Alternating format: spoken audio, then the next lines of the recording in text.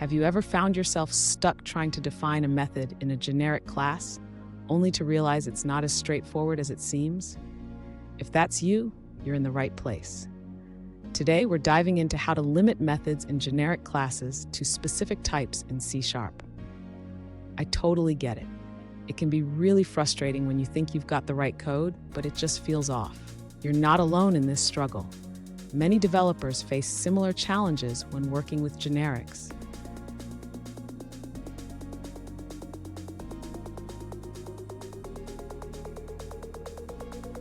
Here's the specific question we're addressing today.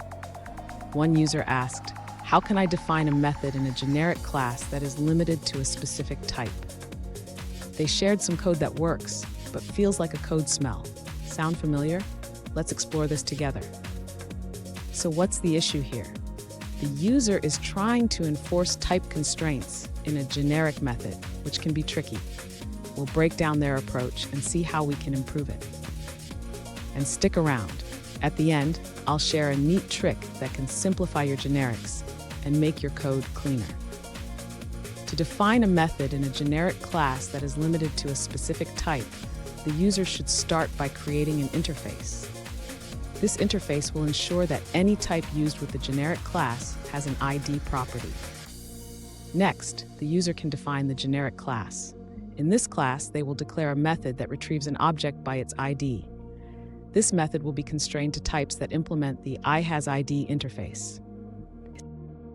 In this setup, the user can now ensure that only types implementing IHasID can be used with the foo class. This eliminates the need for casting and makes the code cleaner.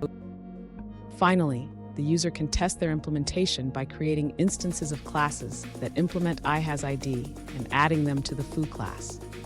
This will verify that the getById method works as expected. Fun fact, did you know that generics were introduced in C# 2.0? They allow for type-safe data structures and methods, making your code cleaner and more efficient. Now, let's look at the answers provided by other users. An alternative approach suggests using inheritance to define a method in a generic class for specific types. Instead of optional methods, create a base class and a derived class that enforces the type constraint. That's it for that answer. Let's take a look at another one.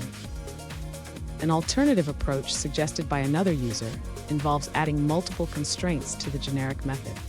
In their solution, the getById method requires that the generic type must be both T and IHasID. This allows for a more type-safe implementation. That's it for that response. Let's explore another one. An alternative approach suggested by a user involves using method extensions. However, it's important to note that you cannot mix types in the list, as the method extensions must be explicit. For example, you can create a method for foo with an integer type and another for foo with a string type. In their example, the user demonstrates creating two foo instances, one for IHasName and another for IHasID. They also define extension methods to retrieve objects by name or ID, showcasing how to implement this approach effectively. Let's take a look at another answer from another user. An alternative approach suggested by another user involves using two generic types to apply constraints at different levels. They propose defining the getById method with a second generic type, sub-t, which must implement the IHasID interface. This allows for more flexibility in enforcing type constraints. Let's take a look at an answer from another user. This user suggests applying a constraint directly to the generic class. By doing this, the method can utilize link to find an item by its ID. They provide a code example where the class foo is constrained to types that implement IHasID, allowing the getById method to return the correct item without casting. If the goal is to constrain only the method, the user explains that this isn't possible because the generic type must be defined at the class level. However, they show that you can still have a generic method in a non-generic class, allowing for flexibility. Here's the trick I promised. Always use type constraints in your generic classes to enforce type safety. This not only makes your code cleaner, but also helps prevent runtime errors. And there you have it.